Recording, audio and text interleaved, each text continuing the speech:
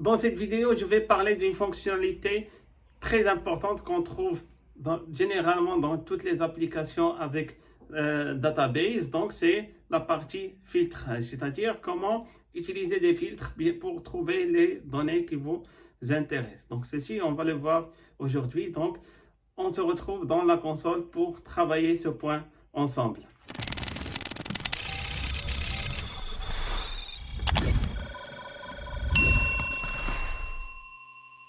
Voilà, on reprend l'application qu'on est en train de réaliser. Comme on a déjà dit, c'est une application de gestion de stock. Là, on a créé des clients et là, on a des commandes. Bon, pour voir les commandes, par exemple, de ce client, on clique sur Détails et là, on a la liste des commandes. Ce que nous allons faire dans cette vidéo, on va essayer d'ajouter ici une fonctionnalité de filtrage.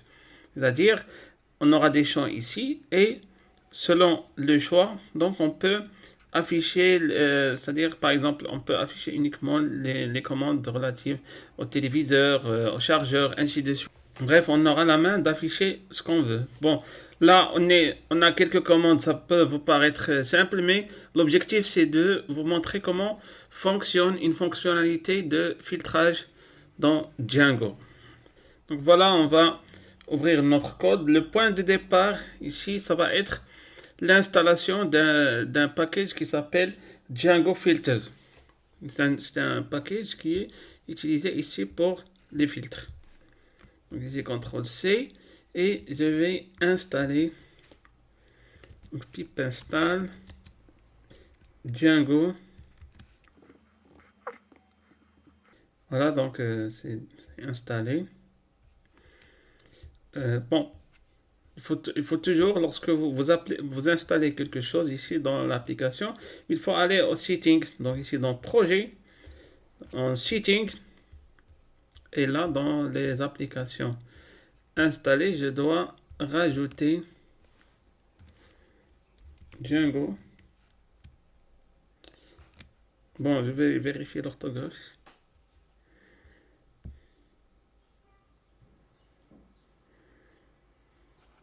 Voilà, c'est le package qu'on a installé.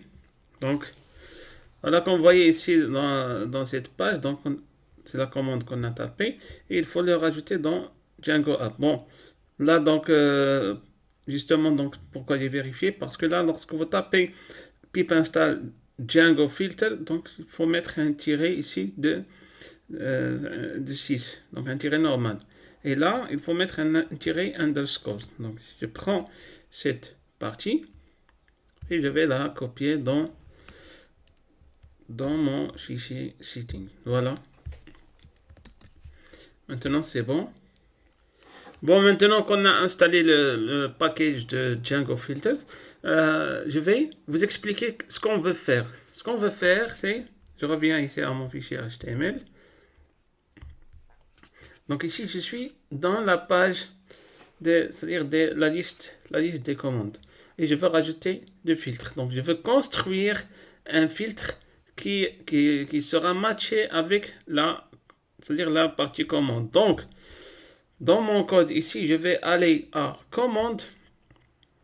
Et là, je vais créer le filtre. Donc, pour créer le filtre, donc bien sûr, je vais créer un fichier que je vais appeler ici filtre. Voilà. Et là, je vais importer Django Filters. Je vais importer également le modèle parce que, comme j'ai déjà dit, il doit être matché avec ce filtre. Donc ici, ça va être from.model. Donc ici, donc modèle. Je vais importer. C'était quoi le modèle ici déjà? C'était commande. Donc je vais importer cette commande. Là, je vais la mettre. Voilà, maintenant on a le paquet Django filtre. On a donc le modèle. Donc maintenant, je vais créer ce filtre en utilisant classe. Donc ici, ça va être un classe. Et je vais l'appeler ici commande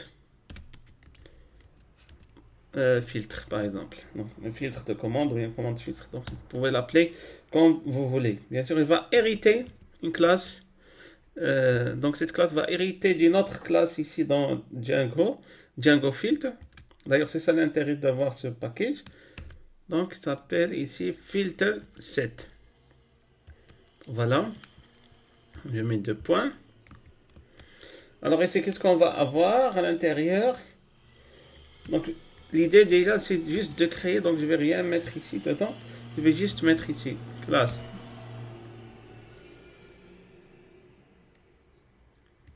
Meta. Je vais mettre ici le modèle. Donc, ici dans classe meta, je vais mettre ici le modèle. Le modèle, c'est quoi? On a dit, c'est commande. Ici, c'est là où je fais la liaison entre le filtre et le modèle. Et il faut spécifier également les champs que je vais avoir dans ce filtre. Bon, pour le moment, je vais demander de mettre all. Donc, all, je vais avoir tous les champs. Tous les champs du modèle dans mon filtre. Donc, je vais filtrer sur tous les champs. Voilà, maintenant, on a le filtre. Donc, le filtre, il faut l'intégrer. Donc, ici, je reviens au fichier HTML. Donc, l'intégrer ici. Donc, ça, c'est la page de quoi? Ou plutôt, c'est lié à quelle vue? Donc, je vais voir ici. Donc, ici, j'ai client 1. Donc, ici, normalement, je dois être dans la partie client. Donc client. Donc, ici. Et là, donc, je vais aller à Views. Donc, c'est ça. Donc, la View, quand on montre ici, donc, je dois intégrer le filtre ici. Donc, je dois l'importer. Donc, pour l'importer, donc, rappelez-vous, ici, le filtre, il est dans l'app commande, mais là, je suis dans l'app client. Donc, voilà. Donc, ici, je vais mettre from commande, point, c'est pas filtre, mais filters. Donc, ici, j'ai mis point parce que bien sûr le modèle est dans la même app, mais là j'ai mis commande parce que je veux chercher commande ici dans ce package. Donc ici dans cette app plutôt.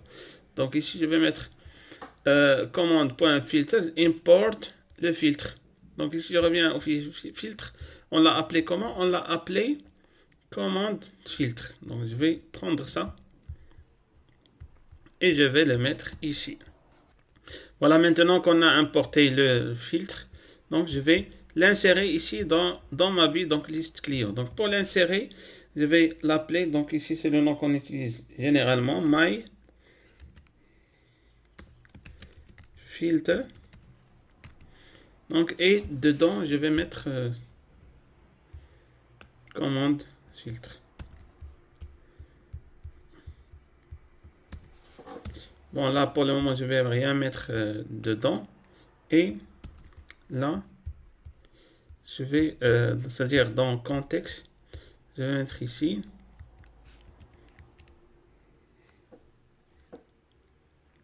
Bon, my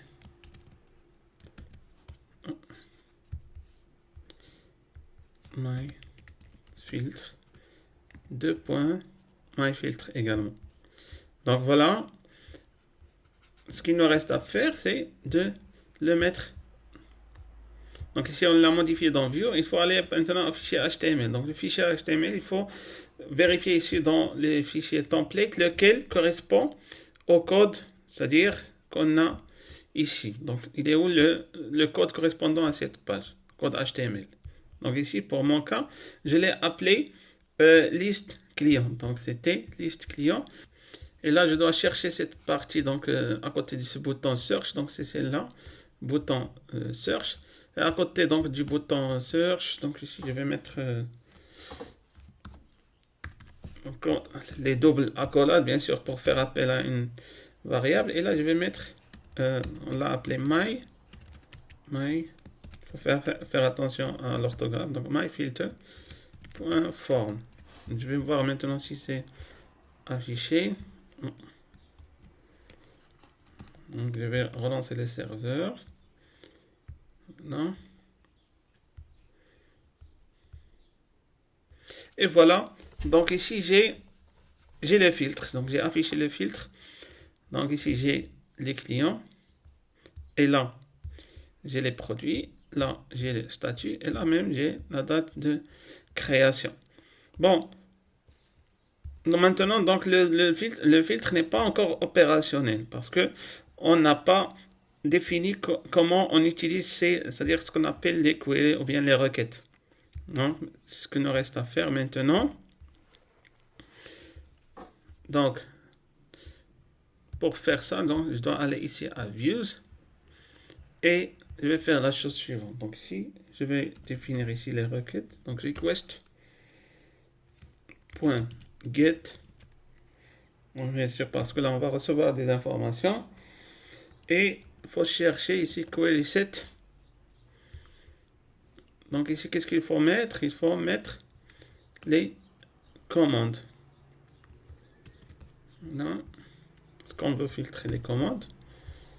Alors, rappelez-vous ici, donc, les commandes, on ne sélectionne pas toutes les commandes, mais les commandes juste d'un seul client. Donc là, si vous avez des lacunes sur ce point, donc vous pouvez voir la vidéo précédente.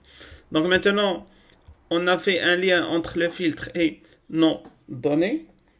Ce qu'il nous reste à faire, donc il faut mettre à jour ici les commandes qu'on affiche. Donc ça va être commande égale donc myFilter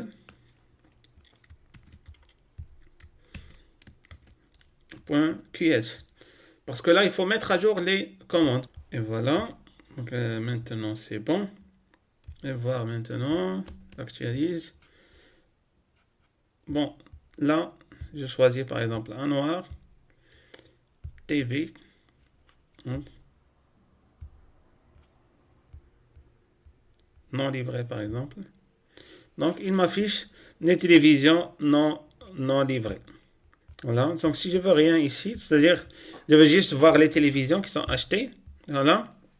Il y en a qui vont me poser la question. Donc là, on a uniquement la page de Anwar, donc on ne veut pas ce filtre. Je vais vous montrer comment supprimer cette partie. Parce que déjà ici, si on met Salim Qais, normalement on ne va rien trouver. Parce que le filtre déjà a été fait uniquement pour Anwar. Parce que là, on affiche les données de Anwar Dali. Donc là, on veut tout afficher. Et on veut filtrer par date. Donc pour filtrer par date, donc là il y a un travail qui va se faire donc pour la définition de la date, mais je ne vais pas le faire ici pour ne pas faire une vidéo très longue. Donc je vais la faire plus tard, donc en dehors de cette série, mais pour le moment, donc l'idée c'est de comprendre comment fonctionne le filtre. Donc voilà, donc maintenant on a affiché le filtre. On va faire quelques ajustements ici. Je veux juste filtrer par produit et par statut. Donc là, dans filtre, donc ici j'ai mis filtre, j'ai mis all, et pour supprimer donc ces champs là, donc je vais mettre ici,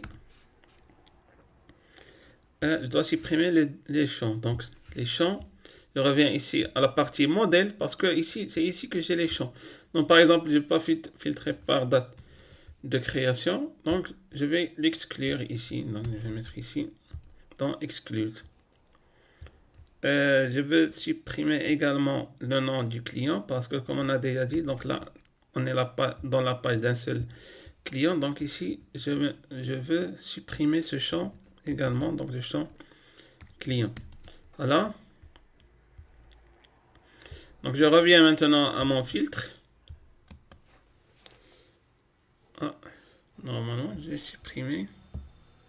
Ah oui, donc ça n'a pas marché parce que j'ai oublié ce C ici, donc c'était exclude. Voilà. Maintenant ça doit marcher. Oui, voilà. Donc maintenant on filtre uniquement par produit et par statut. Voilà. On a un seul chargeur. Donc si je mets par exemple ici non livré, donc chargeur non livré. Et voilà.